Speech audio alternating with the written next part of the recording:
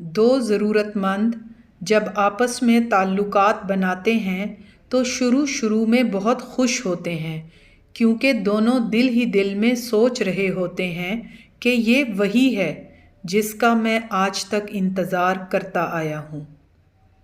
یہ وہی خاص ہے جو میری زندگی کو خوشیوں سے بھر دے گا، غموں سے نجات دلائے گا، میرے زخم بھرے گا، ماضی کو مرہم لگائے گا، میرے لیے تارے توڑ کر لائے گا۔ میں روؤں گا مجھے ہنسائے گا، میں روٹھوں گا تو مجھے منائے گا، مرتے دم تک میرا ساتھ نبھائے گا۔ میری تمام ضرورتیں جنہیں میں نے خواہشوں کا نام دے رکھا ہے کو پورا کرے گا۔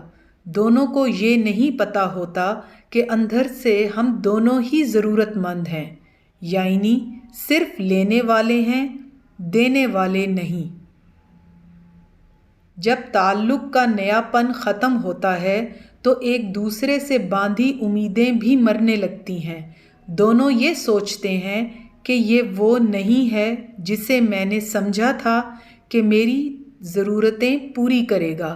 دونوں کو درد ہونے لگتا ہے، دونوں ایک دوسرے سے دور ہونے لگتے ہیں۔ فوراً میسج کا جواب دینے والے ایک دوسرے کو کئی دن جواب نہیں دیتے۔ دونوں کے درمیان کالز کم ہو جاتی ہیں، بلیم گیم شروع ہو جاتی ہے۔ تم یہ ہو، تم وہ ہو، تم ایسے ہو، ویسے ہو، تم یہ نہیں کرتے، تم وہ نہیں کرتے۔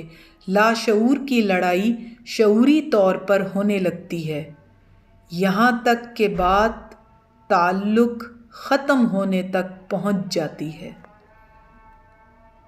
جو ہاتھ میں ہو اسے چھوڑنے سے پہلے کسی نئے کی تلاش شروع ہو جاتی ہے۔ ایک ضرورت مند دوسرے ضرورت مند کو چھوڑ کر کچھ نیا ڈھونڈنے کے لیے نکل کھڑا ہوتا ہے۔ نئے کے ساتھ جب نیا پن ختم ہوتا ہے تو پتہ چلتا ہے کہ یہ بھی ضرورت مند ہے۔ کہانی خود کو بار بار دہراتی ہے اور کردار کو سمجھ نہیں آتی کہ کہانی تب ختم ہوگی، زندگی خوشیوں سے، محبت سے تب بھرے گی جب یہ سمجھ آ جائے گی کہ لینے والوں کو دینے والے کم ہی ملتے ہیں، مگر دینے والوں پر دنیا ٹوٹ پڑتی ہے۔